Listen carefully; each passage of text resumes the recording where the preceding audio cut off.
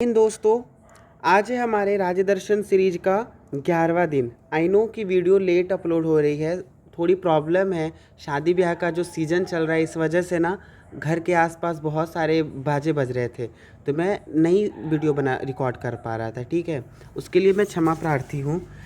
आज से हम लोग शुरू कर रहे हैं और कंटिन्यू चलेगी ये सीरीज़। ठीक है, तो आज है हमारा 11वां दिन और हम लोग देखने वाले हैं आज तेलंगाना को। ठीक है, तेलंगाना वह राज्य जो 2 जून 2014 को भारत का 28वें राज्य के रूप में आंध्र प्रदेश से अलग होकर के बना था। कब? 2 जून 2014 को।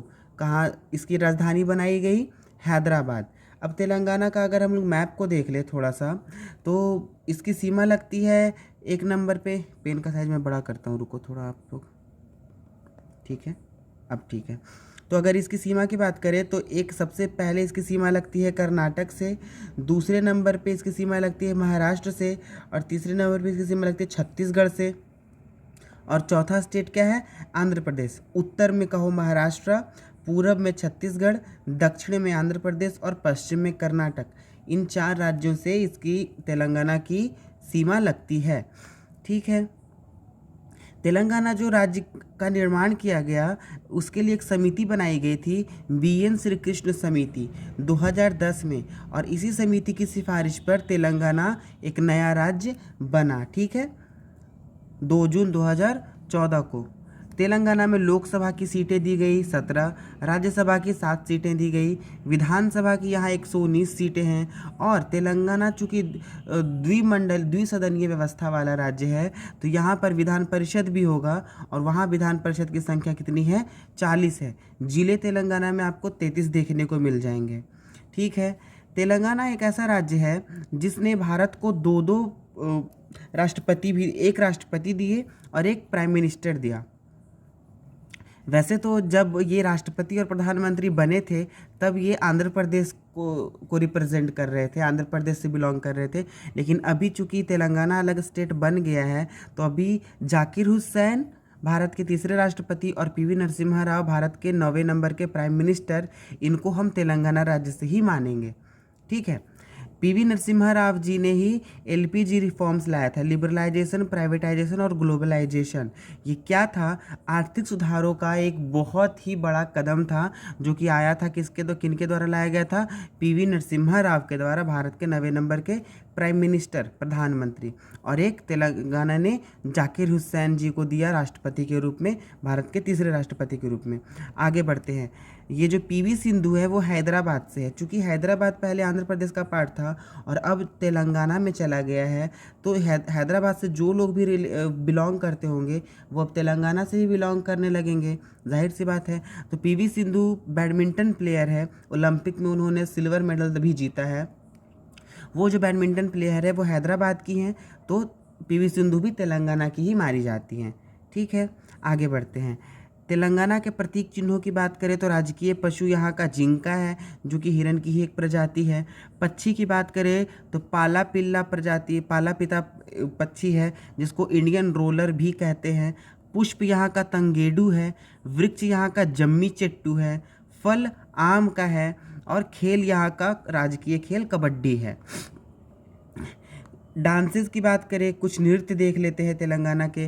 तो नृत्य, गुसाडी डांस आपको देखने को मिलेगा। डिम्सा नृत्य, ये बहुत इंपॉर्टेंट है, डिम्सा नृत्य। पेरीना शिव तांडवम, ये भी महत्वपूर्ण है। ठीक है, डिम्सा और पेरीना शिव तांडवम आप याद रखना। एक है डप्पू नृत्य और एक है लमड़ी डांस। ये सारे डांसेस तेलंगाना में आपको करते हुए लोग देखने को मिलेंगे। त्यौहार मनाए जाते हैं, सबसे महत्वपूर्ण तो बोनालू है। ये जो 3 त्यौहार मैंने लिखा है ना, तीनों के तीनों बहुत महत्वपूर्ण हैं, परीक्षा में पूछे जा चुके हैं। ठीक है, तो सबसे पहले तो बोनालू आप याद रखोगे, दूसरा है बथुकम्मा त्यौहार, और एक है मेदाराम जात्रा त्यौहार। ये 3 त्यौहार मनाए जाते हैं तेलंगाना में। कौन कौन? बोनालू, बथुकम्मा उत्सव और मेदाराम जात्रा। तेलंगाना की सर्वोच्च चोटी है डोली गुट्टा चोटी। कितनी मीटर है? 965 मीटर। और ये दक्कन का पठार का ही एक पार्ट है। आप देखो यहाँ पे मैप, कहाँ है इंडिया का मैप? मैंने लगाया था, हाँ, ये है इंडिया का मैप। और दक्कन का पठार इन एरियाज़ में फैला हुआ है। ठीक है, तो दक्कन का पठार तेलंगाना के भी हिस्से में आएगा, या फिर तेलंगाना भी दक्कन के पठार के हिस्से में आएगा, है ना। तो ये दक्कन का पठार में ही एक है चोटी जो कि तेलंगाना की सबसे ऊंची चोटी है, और उस चोटी का नाम क्या है, डोली गुट्टा, 965 मीटर की ऊंचाई है। ठीक है, कुछ नदियां भी तेलंगाना से बहती हैं, और उनमें से सबसे महत्वपूर्ण 3 नदियां हैं। एक गोदावरी, दूसरी है कृष्णा जो थोड़ा सा तेलंगाना में बहती है, और एक है मूसी। मूसी इसलिए महत्वपूर्ण हो जाती है नदी क्योंकि मूसी नदी के ही किनारे आपका तेलंगाना की जो राजधानी है हैदराबाद वो बसा हुआ है। कृष्णा की ही एक सहायक नदी है मंजीर, और कृष्णा की ही सहायक नदी है एक भीमा। ये दोनों नदियां भी तेलंगाना में बहती है, और एक तो मैंने गोदावरी बता ही दिया है। कुछ बांध भी हैं, रिजर्वायर भी है तेलंगाना में, वो हम देखते हैं। तो तेलंगाना में नागार्जुन सागर बांध है जो कि कृष्णा नदी पर बना हुआ है। निजाम सागर बांध आपको देखने को मिलेगा तेलंगाना में, जो कि गोदावरी नदी पे बना हुआ है। ये आपको ऑल लेवल इंडिया लेवल पे भी ये चीज़ें इंपॉर्टेंट है। अगर आप स्टेट रिलेटेड जीके याद कर रहे हो तब भी इम्पॉर्टेंट है, और अगर आप इंडिया लेवल के एग्जामिनेशंस दे रहे हो तब भी ये चीज़ें इंपॉर्टेंट है, ये पूछी जाती हैं। ठीक है, नागार्जुन सागर मैंने बताया कृष्णा नदी पे है, निजाम सागर बांध गोदावरी नदी पे है, श्री राम सागर डैम गोदावरी नदी पे है अगेन, और एक है जुरला प्रोजेक्ट। जुरला प्रोजेक्ट कृष्णा नदी का ही एक प्रोजेक्ट है। ठीक है, आप इतना ध्यान रखेंगे। कुछ मंदिरों की बात करें तेलंगाना में तो कुछ अच्छे अच्छे मंदिर हैं।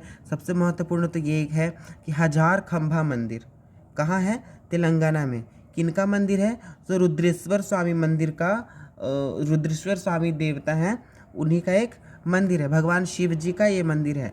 किन्होंने बनवाया था, तो काकतीय नरेश थे रुद्रेश्वर। ठीक है, इसलिए इसको रुद्रेश्वर मंदिर भी कहा जाता है। ये जो मंदिर है वो स्टार स्ट्रक्चर में बना हुआ है, इस तरीके का ये मंदिर बना हुआ है, और इसमें 1000 खंभे हैं, इसलिए इसको 1000 खंभा मंदिर कहा जाता है। ठीक है, और 1000 खंभों का जो मंदिर है वो कहाँ है, तो तेलंगाना के वारंगल में। हुसैन सागर झील एक है तेलंगाना में जो कि सिकंदराबाद में है। सिकंदराबाद और हैदराबाद को ना जुड़वा राजधानी कहा, जुड़वा बहने कहा जाता है। ठीक है, तेलंगाना में आपको मृगवाणी राष्ट्रीय उद्यान देखने को मिल जाएगा, और नेहरू जूलॉजिकल पार्क, ये शेर के लिए फेमस है। नेहरू जूलॉजिकल पार्क शेर के लिए फेमस है, और आपको ये हैदराबाद में देखने को मिलेगा। तेलंगाना में ही रामोजी फिल्म सिटी भी आपको देखने को मिलेगी, जो हम लोगों ने देखा है ना, ये क्या कहते हैं, बाहुबली का जो सेट है वो आपको देखने को यहाँ मिलेगा। मेडक का किला आपको तेलंगाना में देखने को मिलेगा, ये महत्वपूर्ण है। तेलंगाना को ना 3 लिंगों की भूमि कहा जाता था, यानी कि त्रिलंगा कहा जाता था। क्यों, क्योंकि यहाँ पे शिव कालेश्वरम, द्रक्षराम और श्रीशैलम ये 3 शिव जी के मंदिर थे, इसीलिए तेलंगाना को त्रिलंगा भी कहा जाता था प्राचीन काल में, और उसी का अपभ्रंश रूप है तेलंगाना। ठीक है, यहाँ तक क्लियर है। तेलंगाना में ना लाल तंदूरी चना आपको इसको जीआई टैग मिला हुआ है, बहुत फेमस है। फिर बंगनपल्ली आम, ये तेलंगाना का मशहूर है, और इन दोनों को जीआई टैग भी मिला हुआ है। ठीक है, कौन कौन, तो लाल तंदूरी चना और बंगनपल्ली आम, ये 2 खाद्य पदार्थ थे तेलंगाना के महत्वपूर्ण। तेलंगाना पर काकतीय वंश का भी शासन रहा था। ठीक है, जिन्होंने रुद्रेश्वर मंदिर भी बनवाया है। काकतीय नरेश 1000 खंभा मंदिर जो बनवाया है रुद्रेश्वर, काकतीय वंश के ही रुद्रेश्वर ने बनवाया था। ठीक है, तो तेलंगाना पर काकतीय नरेश का शासन रहा। काकतीय नरेश प्रताप रुद्रदेव भी थे, वारंगल के शासक थे। उन्होंने ही गोलकुंडा से हीरा निकाला था, जो कोहिनूर हीरा था। आगे देखेंगे। देखिए 17 सितंबर, अब थोड़ा सा इतिहास को देख रहे हैं हम लोग, तो 17 सितंबर 1948 को हैदराबाद रियासत अलग हुआ, और हैदराबाद रियासत को भारत में मिला दिया गया। हुआ ये था कि जब भारत आज़ाद हुआ तो 3 रियासत, सारी रियासतें तो मिल गई भारत में, लगभग 500 से 550 के करीब रियासतें थी जो कि देसी रियासतें थी, राजा रजवाड़ों का एरिया था। उनमें से सब भी मिल गई भारत में, या फिर जिनको पाकिस्तान में मिला था पाकिस्तान में मिल गई। 3 रियासतें, एक जूनागढ़, एक कश्मीर और एक हैदराबाद। ठीक है, ये तीनों भारत में नहीं मिलना चाह रहे थे किसी भी रीज़न से। ठीक है, हैदराबाद चाह रहा था कि वो अकेले रहें। ठीक है, वो ना तो पाकिस्तान में मिलना चाह रहा था, ना ही भारत में मिलना चाह रहा था, वो अकेले एक राज्य बनाना चाह रहा था। हैदराबाद बड़ा भी था, बहुत बड़ा एरिया था। तब ऑपरेशन पोलो चलाया गया, किनके द्वारा? सरदार वल्लभ भाई पटेल के द्वारा। ठीक है, और 13 नवंबर 1948 को ऑपरेशन पोलो शुरू हुआ और 17 नवंबर यानी कि 4 दिन के बाद हैदराबाद के जो निज़ाम थे, उस्मान अली खान, अंतिम निज़ाम, उन्होंने सरेंडर किया भारत की सेना के सामने। और 17 सितंबर 1948 को हैदराबाद भारत का एक अभिन्न अंग बन गया। उसके बाद 1 नवंबर 1956 को हैदराबाद अलग से राज्य के रूप में स्थापित किया जाता है। ठीक है, यहाँ तक। एक सेकेंड, हाँ नहीं सॉरी, ये एक डेट और है इसके पहले। 1953 को हैदराबाद क्या कहता है कि हम अलग होंगे। ठीक है, हैदराबाद नहीं, मतलब ये आंध्र प्रदेश, सॉरी, आंध्र प्रदेश ने 1953 को मांग उठाई। हम लोगों ने आंध्र प्रदेश जब पढ़ रहा था, हम लोग जब पढ़ा आंध्र प्रदेश को, तब हम लोगों ने देखा था वहाँ पे कि 1953 को आंध्र प्रदेश में आंदोलन हुआ और आंध्र प्रदेश को तमिलनाडु से यानी मद्रास से प्रेसिडेंसी से अलग करके आंध्र प्रदेश राज्य बना दिया गया। और तभी से आंध्र प्रदेश में भी बहुत लोग तेलुगु बोलते थे और हैदराबाद की भी मैक्सिमम पॉपुलेशन तेलुगु ही बोलती थी। तभी से 1953 से ही एक आंदोलन और चलने लगा कि हैदराबाद के कुछ लोग चाह रहे थे कि आंध्र प्रदेश में मिल जाए हम लोग। ठीक है, क्योंकि यहाँ आंध्र प्रदेश में भी तेलुगु और हैदराबाद में भी तेलुगु बोला जाता था। तब जाकर के 1 नवंबर 1956 को आंध्र प्रदेश और हैदराबाद का विलय कर दिया जाता है और आंध्र प्रदेश राज्य का गठन होता है। ठीक है, हैदराबाद तेलुगु भाषी था और आंध्र प्रदेश अलग से राज्य बना था तेलुगु भाषा की वजह से। तो भाषा की समानता की वजह से आंध्र प्रदेश और तेलंगाना हैदराबाद को एक में मिला दिया गया। ठीक है, और तेलंगाना राज्य की मांग फिर उठने लग गई कि हम लोग अलग राज्य बनाएंगे। कब हुई? 1948 से ही तेलंगाना राज्य की एक अलग मांग शुरू हो गई और पहली मांग की थी कॉमरेड वसुप मन्ना ने। ठीक है, वहाँ के एक व्यक्ति थे कॉमरेड वसुप मन्ना। कॉमरेड का मतलब होता है सहयोगी। ठीक है, लोगों का सहयोगी। तो वासुप मन्ना थे। 1948 में ही उन्होंने अलग से तेलंगाना राज्य की मांग कर ली। कहा कि हैदराबादियों, आप लोग क्यों आंध्र प्रदेश में मिल गए हो? हम लोग का कल्चर अलग है, हम लोग एक अलग राज्य के रूप में रहना चाहते हैं। और उनका आंदोलन बढ़ते बढ़ते तब जाकर के 2014 में तेलंगाना एक अलग राज्य बन पाया। ठीक है, आगे देखते हैं। हम लोग मंदिर को देख रहे थे, वहाँ पे फिर से एक मंदिर देखते हैं हम लोग। रामप्पा टेम्पल कहाँ है? तेलंगाना में है। इसको लिंगेश्वर मंदिर भी कहते हैं। किन्होंने बनवाया? तो काकतीय वंश का चूंकि शासन था तेलंगाना पे, तो काकतीय नरेश ने ही बनवाया होगा। कौन थे वे? तो काकतीय नरेश गणपति देव। कब बनवाया था उन्होंने? 11वीं सेंचुरी में। और ये एक ऐसा मंदिर है जो किसके नाम पर रखा गया इस मंदिर का नाम? जो वहाँ के आर्किटेक्ट थे जिन्होंने उस मंदिर को बनवाया तो गणपति देव ने था, लेकिन उसके वास्तुकार थे रामप्पा। ठीक है, और रामप्पा जी के नाम पर ही इस मंदिर का नाम पड़ा रामप्पा मंदिर। ठीक है, जिसको लिंगेश्वर मंदिर भी कहते हैं। कुछ पर्वत भी हम लोग देखते हैं तेलंगाना में। तो मैंने तो बता ही दिया कि डोली गुट्टा पर्वत दक्कन पठार का हिस्सा है, जो कि तेलंगाना का सबसे ऊंचा पर्वत है। कुछ और पर्वत है, अलवाका पहाड़ी, पखल पहाड़ियाँ, ठीक है, जगतियाल पहाड़ी और सतमाला पर्वत। ये मैं आपको मैप में भी दिखाता हूँ, आप रुकिए। तो ये है तेलंगाना का मैप। आप देख सकते हैं ये पे सतमाला का पठार है और सतमाला की पहाड़ी यहाँ पे आपको देखने को मिले तेलंगाना के उत्तर में। उसी के जस्ट थोड़ा सा नीचे आप लोग दक्षिण की तरफ बढ़िएगा तो जगतियल पहाड़ियाँ आपको देखने को मिलेगी। अलबाका हिल्स तेलंगाना के पूरब में है, जो कि छत्तीसगढ़ की सीमा के साथ अलबाका हिल लगती है। फिर एक आंध्र प्रदेश से सीमा लगाता हुआ है एक पखट पहाड़ी, तेलंगाना में ही है। और तेलंगाना में ही ये गोलकुंडा का पठार। ठीक है, फिर नलगोंडा का पठार आपको तेलंगाना में देखने को मिलेगा। ये सारे पर्वत और सारे पठार तेलंगाना में आपको देखने को मिलेंगे। ये एक आपको वारंगल का पठार तेलंगाना में देखने को मिलेगा। ठीक है, तो आप इनकी लोकेशंस याद करोगे, थोड़ा सा समझ लोगे। सतमाला पर्वत, अलबाखा पर्वत पहाड़ियाँ, पखट पहाड़ियाँ, जगतियल पहाड़ी, नलगोंडा पठार, गोलकुंडा का पठार, ये सारी चीज़ें आप लोकेशन को देख करके समझो। ठीक है, आगे बढ़ते हैं। झीलों की बात करें तो तेलंगाना में आपको हुसैन सागर झील देखने को मिलेगा। ठीक है, इसको टैंक बर्ड के नाम से भी जानते हैं। किसको? हुसैन सागर झील को। ओस्मान सागर झील भी आपको देखने को मिलेगा। ओस्मान अली तेलंगाना, ये हैदराबाद के लास्ट निजाम थे, उसी के नाम पर ही है ओस्मान सागर। दुर्गम चेरुबू तेलंगाना का नेचुरल झील है। ठीक है, कोट्टपल्ली लेक आपको देखने को मिलेगा। निजाम सागर डैम आपको देखने को मिलेगा। ओस्मान सागर, इसको गंडीपेट झील भी कहते हैं। ठीक है, पखल झील आपको देखने को मिलेगा। रामप्पा झील आपको तेलंगाना में देखने को मिलेगा। और सिंगूर। इनमें से अगर मुझसे पूछो सबसे महत्वपूर्ण कौन सा है, तो ओस्मान सागर, हुसैन सागर और निजाम सागर, ये सबसे महत्वपूर्ण है तेलंगाना के झीलों में। जलप्रपात में कुंतला जलप्रपात सबसे महत्वपूर्ण है। मल्लेला तीर्थम वाटरफॉल तेलंगाना में देखने को मिलेगा। पोचेरा वाटरफॉल तेलंगाना में है। इथिपोथाला वाटरफॉल तेलंगाना में देखने को मिलेगा। और एक है बोगाथा वाटरफॉल तेलंगाना में।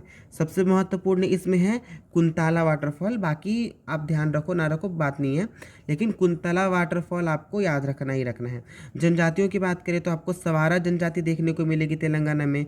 गढ़वा जनजाति है, गोंड जनजाति है, मन्ने डोरा जनजाति, कोया जनजाति और लंबाड़ा जनजाति आपको तेलंगाना में देखने को मिलेगी। इनमें महत्वपूर्ण है कोया जनजाति, गोंड और सवारा जनजाति, ये 3 जनजातियां महत्वपूर्ण हैं, आप ध्यान रखना। एक था गवर्नर जनरल भारत में लॉर्ड वेलेजली।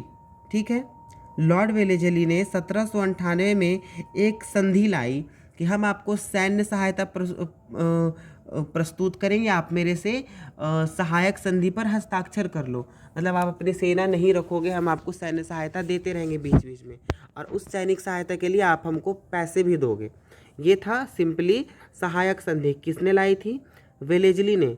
और सहायक संधि पर सबसे पहली बार जिसने हस्ताक्षर किया वह राज्य था हैदराबाद। कब? 1798 में।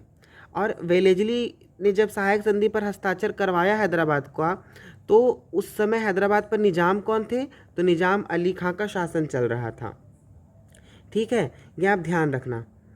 अब कुछ तेलंगाना के कुछ फेमस मॉन्यूमेंट्स की बात करें, कुछ फेमस प्लेसेस की बात करें, तो उनमें सबसे आगे आता है चार मीनार। चार मीनार तेलंगाना का या फिर हैदराबाद का अट्रैक्शन है। इसकी स्थापना हुई थी इसको बनाया गया था, इस्टेब्लिशमेंट हुआ था 1591 में। किसने बनवाया था? कुतुब शाही वंश के कुली कुतुब शाह ने बनवाया था। ठीक है, इसकी ऊंचाई है 182 फीट, इसकी हाइट है, 9 फ्लोर है टोटल। और इसमें ना सीमेंट का इस्तेमाल नहीं किया गया है, अपने आप में ये अनूठा है। इसके वास्तुकार थे मीर मोमिन अस्त्रावादी। कहाँ के थे ये? ईरान के आर्किटेक्ट को बुलवा करके कुली कुतुब शाह ने चार मीनार को बनवाया। और इसमें आपको शिया डिज़ाइन देखने को मिलेगा। इस्लाम 2 संप्रदाय में बटा हुआ अपने आप में ही, शिया और सुन्नी बेसिकली। तो इसमें आपको शिया आर्किटेक्चरल डिज़ाइन देखने को मिलेगा। और इसी के सामने एक लाड़ बाज़ार है। लाड़ बाज़ार ना सबसे ज़्यादा मशहूर है किसके लिए? शादी की शॉपिंग करने के लिए। माना जाता है कि कुली कुतुब शाह ने ही अपनी बेटी की शादी करने के लिए लाड़ बाज़ार का निर्माण करवाया था, वहाँ पे स्थापित करवाया था। और तब से लाड़ बाज़ार लहंगा वगैरह सब कुछ चीज़ों के लिए मशहूर है। गोलकुंडा का किला एक महत्वपूर्ण एरिया है, देखने वाला क्या मैं बोल रहा हूँ, दर्शनीय स्थल है। ठीक है, गोलकुंडा का किला इसको बनवाया था काकतीय नरेश। तेलंगाना में ना अगर किसी वंश की बात करो तो सबसे महत्वपूर्ण काकतीय वंश ही है। तो काकतीय नरेश प्रताप रुद्रदेव के द्वारा बनवाया गया था 11वीं सदी में। ठीक है, और सुल्तान कुली ने गोलकुंडा को अपनी सल्तनत की राजधानी बना दिया था। ठीक है। तो गोलकुंडा में ही आपको कुन्नूर हीरे की खानें देखने को मिलेगी, और गोलकुंडा में ही एक जगदम्बा मंदिर है जहाँ पर बोनालू त्यौहार मनाया जाता है। हम लोग त्योहारों में पढ़ा, हम लोगों ने त्योहारों को देखा तो बोनालू त्यौहार को पढ़ा था। तो वही एक जगदम्बा मंदिर है, वहीं पे बोनालू त्यौहार मनाया जाता है। और हम तेलंगाना की बात करें और हैदराबाद की बात ना करें, देखो तेलंगाना अपने आप में वैसा कुछ था नहीं। अगर हम तेलंगाना को पढ़ते हैं तो पहले वो हैदराबाद ही था, अभी तेलंगाना के नाम से बहुत मशहूर है। ठीक है। तो इतिहास की बात करें तो हैदराबाद ही मशहूर था, हैदराबाद के ही इतिहास को हम लोग पढ़ते हैं, जानते हैं। तो हैदराबाद का अंतिम निजाम उस्मान अली था। उसके बाद तो हैदराबाद आंध्र भारत का अंग बना, फिर आंध्र प्रदेश का अंग बन जाता है। इसको निजामों का शहर भी कहते हैं, हैदराबाद को मोतियों का शहर भी कहते हैं। ठीक है। हैदराबाद को बसाया गया था 1591 में कुली कुतुब शाह जी के द्वारा। ठीक है। मूसी नदी के किनारे बसाया गया। स्वतंत्र राज्य के रूप में हैदराबाद की स्थापना की गई थी 1724 में चिनकिलिच खां के द्वारा, और चिनकिलिच खां को निजामुल मुल्क भी कहा जाता है। 1798 में हैदराबाद सहायक संधि पर हस्ताक्षर करने वाला पहला भारतीय राज्य बनता है। ठीक है, ये आप ध्यान रखेंगे। 1 अक्टूबर 1724 में एक युद्ध होता है, शकरखेड़ा का युद्ध। किसके किसके बीच? चूंकि 1724 में चिनकिलिच खां या फिर निजामुल मुल्क ही था, तो एक तरफ तो हैदराबाद का निजामुल मुल्क रहेगा चिनकिलिच खां, और दूसरी तरफ दक्कन का एक सूबेदार था मुबारिज खां। इन दोनों के बीच हुआ था एक युद्ध 11 अक्टूबर 1724 को, शकरखेड़ा का युद्ध। किसके किसके बीच? तो हैदराबाद के निजाम और दक्कन के सूबेदार मुबारिज खां के बीच में। ये क्वेश्चन ना दरोगा के एग्जामिनेशन में पूछा हुआ है, बिहार सब इंस्पेक्टर के एग्जामिनेशन में, कि शकरखेड़ा का युद्ध कब हुआ था? तो 11 अक्टूबर 1724 में। अब हम लोगों ने बात कर ली थी कुछ देर पहले कि हैदराबाद को ऑपरेशन पोलो के तहत भारत में मिलाया गया।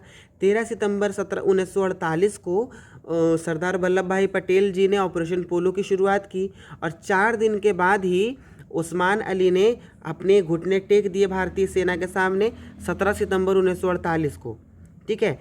एक इनमें एक हवलदार कांस्टेबल, बहुत उनका नाम निकल करके आया, बचित्तर सिंह उनका नाम था, हवलदार बचित्तर सिंह। मरणोपरांत अशोक चक्र पाने वाले ये पहले व्यक्ति बने। कौन थे? हवलदार बचित्तर सिंह। ठीक है। अगर पूछे कोई कि मरणोपरांत सबसे पहली बार अशोक चक्र किनको दिया गया, तो इन्हीं को दिया गया, हवलदार बचित्तर सिंह को। और इनका संबंध किससे था? ऑपरेशन पोलो। और ऑपरेशन पोलो का संबंध किससे था? हैदराबाद को भारत में मिलाने से संबंधित था। ठीक है, यहाँ तक बातें क्लियर हो गई हैं। अब देखते हैं थोड़ा सा आगे। कुछ लोगों ने विरोध भी किया था। हैदराबाद चूंकि अकेले रहना चाहता था और पाकिस्तान इंटरेस्ट दिखा रहा था हैदराबाद में, और पाकिस्तान की ये मंशा थी कि ठीक है, हैदराबाद को अभी स्वतंत्र रहने देते हैं और कुछ वक्त के बाद हम हैदराबाद को पाकिस्तान में मिला लेंगे। क्यों? क्योंकि हैदराबाद पाकिस्तान एक इस्लामिक कंट्री था, बना था, और हैदराबाद में भी जो वहाँ का जो निज़ाम था वो भी मुसलमान था, और वहाँ की जनता अधिकतम हिंदू थी। इसी वजह से विरोध हो रहा था।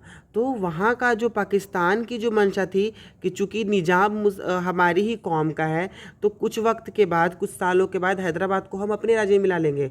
और आप सोचिए, अगर हैदराबाद अगर भारत का हिस्सा होते हुए अगर पाकिस्तान का पार्ट होता, ये समझो हैदराबाद है, तो कितनी बुरी बात होती भारत के लिए। और इसीलिए सरदार वल्लभ भाई पटेल ने जोर डाला हैदराबाद को भारत में मिलाने के लिए। और सरदार वल्लभ भाई पटेल हैदराबाद को लेकर के कहते हैं कि हैदराबाद ना ये पेट में कैंसर की तरह है, अगर इसको नहीं मिलाया तो पूरे शरीर को बर्बाद कर देगा। ठीक है। तो हैदराबाद पेट के कैंसर की तरह है, ये किसने कहा था? सरदार वल्लभ भाई पटेल ने कहा था, तब की सिचुएशन को देखते हुए। ठीक है। फिर वही सरदार वल्लभ भाई पटेल ने ऑपरेशन पोलो चलाने के पहले उस टाइम के जनरल थे, फील्ड मार्शल थे के एम करियप्पा, उनसे पूछा कि क्या आपके पास बैकअप प्लान है कि अगर हम लोगों ने हैदराबाद पे आक्रमण किया और पाकिस्तान ने काउंटर कर दिया। लोगों को डर था कि अगर हैदराबाद पे हम आक्रमण करें तो कहीं पाकिस्तान अदर स्टेट्स पे हमला ना कर दे। तो उन्होंने पूछा कि क्या हमारे पास इतना बैकअप है कि अगर पाकिस्तान ने कुछ उठापटक किया तो हम लोग उसको करारा जवाब दे सके। तो जनरल KM करियप्पा ने एकदम हामी भरी कि हाँ, हम लोगों के पास इतनी पावर है कि हम अगर हैदराबाद पर ऑपरेशन पोलो चलाने के बाद पाकिस्तान ने आक्रमण किया तो हम करारा जवाब दे देंगे पाकिस्तान को। तब सरदार वल्लभ भाई पटेल के अंदर और हिम्मत आती है और उन्होंने मेजर JN चौधरी को ऑपरेशन पोलो का नेतृत्वकर्ता बनाया और तब जाकर के 17 सितंबर 1948 को हैदराबाद हमारे देश का एक अभिन्न अंग बन गया। ठीक है, पहले भी था लेकिन पहले एक रियासत था ना, भारतीय संघ का अंग नहीं था, इसलिए मैं बोल रहा हूँ अभिन्न अंग बन गया। एक अन्य तथ्य बताऊं तो सिकंदराबाद तेलंगाना में है, जो कि दक्षिण मध्य रेलवे का मुख्यालय भी है। तो ये थी तेलंगाना के बारे में कुछ बातें। ये है तेलंगाना का मैप, आप देख लीजिएगा PDF पढ़ करके। और ये आप देख सकते हो, मैंने बताया कि ये सतमाल प्लेट्यू है, सतमाल पहाड़ी भी है, सतमाला हिल्स है, जगतियाल पहाड़ी, वारंगल का पठार, अल्बा का पठार, मैंने ये पहाड़ी ये मैंने बता दिया है, आप मैप को देखोगे। और यही है हैदराबाद का दिल, चार मीनार, जो कि तेलंगाना का भी दिल अब बन चुका है। ये भारत में तेलंगाना की स्थिति हम लोगों ने यहाँ पे देखी है, आप मैप को देख लोगे। तो ये था facts about Telangana. I hope आपको लेक्चर अच्छा लगा, आई होप आपको वीडियो अच्छी लगी है। अगर आपको मेरे पढ़ाने का तरीका अच्छा लगता है, अगर आपको मेरे समझाने का तरीका अच्छा लगता है तो प्लीज़ मेरे चैनल को सब्सक्राइब कीजिए, मेरी वीडियो को लाइक कीजिए और ज़्यादा से ज़्यादा लोगों तक शेयर कीजिए। Thank you.